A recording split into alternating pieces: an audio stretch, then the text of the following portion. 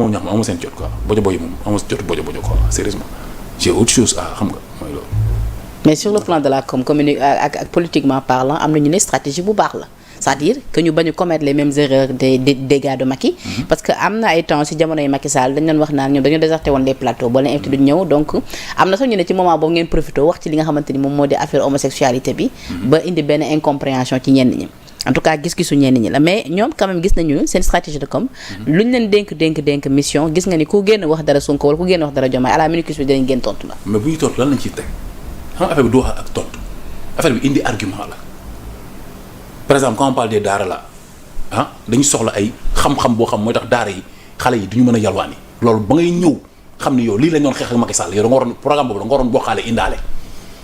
parce que da nga ñëw taxaw association des doomu daara ak yooyu noonu est-ce que comment nga expliquer programme bu nekk da nga war a initier da nga noonu programme non chaque jour rek Ousmane Sonko Pastef di ñu gën a leeral ni au fait ay cuuneel la ñu xamuñu dara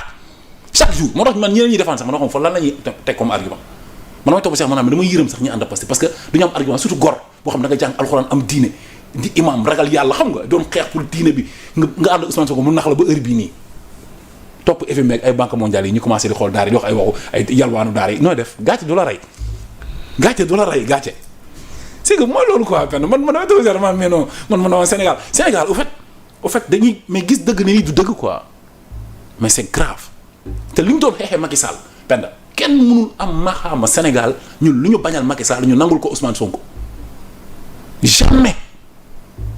amoo maxaama boobu moom mënu ko am rawatina nag si diine bi nag ak valeurs yi ay homosexualité yeeg ay alxuraan daara yeeg ay kër ko mais loolu ngay pour soxna ngeen foog ni da ngeen foog ni kon hasard mooy Macky Sall dafa jekkoon jekki rek ne ay ci police dem na ngeen jàpp enfant des talibés non ñoom dañuy am Macky Sall doo ko neex rek mu def loolu di programme tubaab yi nga xam da ngeen dem jël xaalis ci tubaab bi dafa am programme boo xam ni xaalis bi dafa am lu koy génne loo xamante ni foofu lay aju yow jàpp ay xale lu ñu ciy filmé police dem di jàpp xaalis daara lu ñu ciy filmé kan lañ koy wan lan mooy programme bi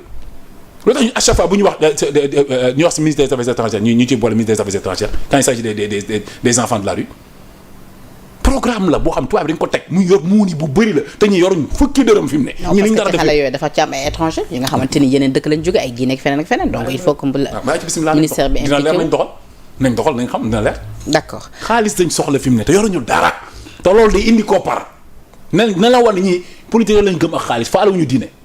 te mënuñu lijjanti xaalis amuñu moyens yi amuñu xam-xam bi li ñu mën def rek mooy toppaat ci ginnaaw FMI di daw rek comme li fi xewoon avant. Karim. Ngagne Demba safula man jóge naa ci Ngagne Demba Touré. ñu ñëw ci conseil constitutionnel. waaw conseil bi nag xam nga ni bi ñu voté li nga xamante ni moom moo di la loi interprétative à l'Assemblée nationale. une loi proposée par l'honorable député Amadou Ba xam nga ginnaaw loolu. opposition bi dañoo dem saisir le conseil constitutionnel. parce que ñoom nee nañ d'accord ñu ci boobule loi bu ñu xamante ni sax ñoom loi bu bees dañ ko jàppee. vu li nga xamante ni moom moo di modification yi ñu ci apporté. donc bi loolu amee nag juróon na fi coow ñenn ñi sax jàppoon ne décision bi du mën a dem fu sore ak yu ne mel mais gis nga ni conseil bi rendre na li nga xamante ni moom moo di décision bi. d'abord ci décision bi conseil bi rendre xaaroon nga ko d'abord benn ñaareel bi aussi tamit ñoo ko jàngatee. ah non man déjà attentif ma amoon xam nga man Sénégal benn instant dama lay wax benn wax dëgg yàlla man dara du ma bett mais conseil constitutionnel li mu def nii li mu def la war a def parce que loolu la ñu doon xaar ci ñoom mais man suñu defoon leneen tamit ñu taxaw rek attaqué leen wax leen defuñu yoon mais suñu defee li ñu war a def ñoo xam ne conseil constitutionnel def na li mu war a def penda man damaa gëm ni Sénégal juste xola magistrat yi rek ñoo ko mën a sauver fi mu toll nii gis nga ñaar ñii kilifa diine yi ak magistrat yi ñoo mën a sauver Sénégal instant yi nag loxo lenge bi dëggantaan ci loxo magistrat yi la nekk gis nga bis bu ñu magistrat yi seetaanee bàyyi ñoo politiciens yi on est foutu te gis naa ne loolu alhamdulilah conseil constitutionnel ñi ngi koy comprendre ñi ngi koy gérer maanaam li Sonko taxawoon wax ne moom day jël loxoom def ko ci justice bi bu fekkee def na ko côté bee moom nanguluñ ko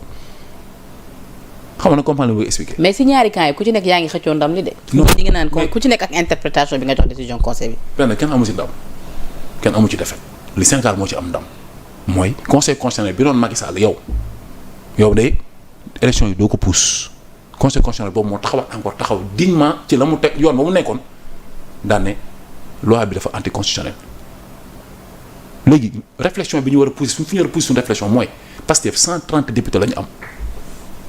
130 députés xanaa am na ci 5 yoo xam ni sax mais nguuram boobu du constitutionnaliste la mais naka la ñu mën a ñoom pour te dire gars yi dañu leen aveuglé ba loi boo xam dafa anticonstitutionnel ñoom mën nañu ko jël ba jébal ko conseil constitutionnel te rendu ci compte ba koy dugal te rendu ci compte conseil constitutionnel loolu la ñu wax ci loi bi dañu dafa anticonstitutionnel ñu loi bi nii maanaam dafa anticonstitutionnel léegi man dama bëgg ñu jóboo ci benn action quoi 130 députés amu ci kenn ci ñoom juróom sax yoo xam ne bu ñu amoon tuuti leeru iman rek ak tuuti parce que bëgg Sénégal bañ a nekk mouton xoolaat texte loi interprétative bi xoola dinañ ne non lii ñoom dinañ mën a déedéet mais kenn amu ci lumière boobu noonu ñëpp benn nit la ñuy topp lu mu bëgg la ñuy def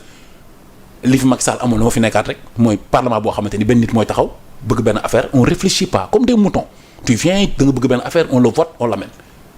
xam nga lu neex après communiquer Sonko baa neex. mais ci camp Pastef xam nga ñoom lu ñu wax. par exemple ma lire la yenn postes yi. ku mel ni Mimi Touré. moom ci postam nee na le conseil constitutionnel indique clairement que les auteurs et commanditaires des tueries, tortures et autres actes dégradants portant atteinte à la dignité humaine ne peuvent faire l'objet d'aucune amnistie. c'est-à-dire ñoom jàpp nañu sax ci benn wàll bi décision conseil bi sax moo gën parce que décision conseil bi dafa clair c'est-à-dire fu mu ne nii dara empêché tu leen bu ñu amal ay poursuites ci lu ni mel sax gis naa Seydi Gassama bu amnistie ñu ne ñoom dinañ door ak famille des victimes yi nga xamante ni peut-être saisir ñu la justice ñu mën na saisir la justice ngir ñu ubbi ay enquête ci li nga xamante ni moom moo di anam yi seen doom yi ñàkkee ak génne àdduna wala yu ni mel oui. xam lu gën a grave ci affaire bi après man dama dégg information yi ñu ne Diomaye ak Sonko le 27 janvier 2025 dañ dem juge premier cabinet bi ak ci liggéeyante ak Macky Sall mu defal leen non-lieu ordonnance non-lieu quoi ñoom ñu seet ci affaire yi ñoom avant ñuy dugg ci ay loi d'amnistie bi wala comprendre lu muy expliquer. loolu lan la moom. maanaam kon yow xamoo lu yëgoo loolu yow. loolu lan la dañu am ordonnance de non-lieu boo xam ñoom dañ leen ko defal juge da leen ko defal ñoom Diomaye ak Sonko. ñoom fu ñu le 27 janvier 2025 dañ leen ko defal ñoom maanaam ñoom yëf yi ñoom li jënt nañ seen bopp bu yàgg ñoom tege ne xaru Pastef yi ñoom. information boobu nu kon yaa ngi koy soog a jot nii. nu mu mën a rëccee yow loolu yow boo ko yow dëkk baa ngi toj. waaye man fan laa nekk. c'est-à-dire loolu nan la mën a nekkee à l'insu du peuple sénégalais loolu mooy jubanti dama la fi information bi léegi xam nga ni léegi tey dama la ñëw indi la xibaar yow léegi xam nga yaa war a jox xibaar tey maa la jox xibaar léegi après ma lay bàyyi nga lijjanti xibaar boobu. il faut que ma vérifier xibaar boobu waxtaan xam naa du xool si c'est certifié. mais leen la dama ne la va voir. léegi si c'est pas avéré après yow nga ne ma c'est pas avéré. naa ko vérifier dañ ne Diomaye ak Sonko sama jëm ko vérifier. voilà Diomaye ak Sonko dañoo lijjanti ordonnance de non-lieu am ko ci juge bi ñoom bien balaa dara di xew maanaam lu mën a xew ñoom mucc nañ quoi ñoom. ok léegi nag man communiqué bi après conseil constitutionnel bi mu jëlee décision bi communiqué Sonko bi laa lay wax. waaw xam nga lu mu wax. peut-être contradiction yi nekk ci propos Sonko yi. déjà il a traité l'opposition de résidu quoi maanaam ay mbalit ay xam nga ay ñoo xam ne ay mbalit ñu war a sànni yi mbalit la quoi xam nga lu la te loolu moom man bon Sonko yàgg na def affaire yooyu quoi affaire xam xeebaateeg ñàkk teggin ba yooyu graaw mais xam la laay wax man mooy naka la Ousmane Sonko mën a taxawee ne décision conseil constitutionnel bi ñoom la arrangé quoi c'est à leur faveur. xaaral ma leeral ko ñu ne il rappelle Ousmane Sonko ci postam il rappelle également l'ordonnance de non-lieu prononcée le 27 janvier 2025 mettant fin aux poursuites contre lui-même et le président Bassirou Diomaye Faye sur la base de la loi d'amnistie. Ousmane Sonko a également fustigé une opposition qu'il accuse de vouloir assimiler les manifestations politiques à des crimes de sang, concluant par une pique: demain au réveil, au lieu de voir la lune que je leur montre, ils vont disserter sur mon doigt qui leur désigne. Lii laa lire ci Seneweb. mooy information bi de lii de mooy information mais dama ne la man li ma la wax dama ne la qu'on se dise la vérité en réalité lii nan la mën a amee quoi à l'insu du peuple sénégalais bi nga xamante yow yaa doon woote ñun ñëpp ñu ànd di xeex pour libérer peuple bi yow nga dem lijjanti ci sa bopp à l'insu du peuple à l'insu de waa Pastef yi moom war na yu ci bëri xar yi moo tax yëguñu ko woon yow nga couvrir sa bopp yaa ak sa président mook Diomaye ñoom en fait ñoom dara du leen ci fekk après tu viens après nga mel ni comme si de rien n'était quoi sans informer le peuple lii mooy jubanti chaque jour ma lay wax la personne de Ousmane Sonko parce que man damay wax boobu ba léegi ñu naan non la ngay xeex loo def Ousmane Sonko lu xam nga lan la damay chaque jour dama war a jug leeral Sénégal Ousmane Sonko au fait du nit ku jub mbaax gi ñuy woote ci moom nekkul ci moom c'est un fin politicien day utiliser peuple bi di naxaate kuy naxaate dañu war a yee askan wi ne kii nday naxaate te loolu sama devoir la man en tant que activiste un lanceur d'alerte taxaw na leen kii du moom mooy dimbali Sénégal te ci loolu laa nekk. est-ce que da nga baax ma expliquer. léegi li communiqué bi xam nga lu ma si wax moom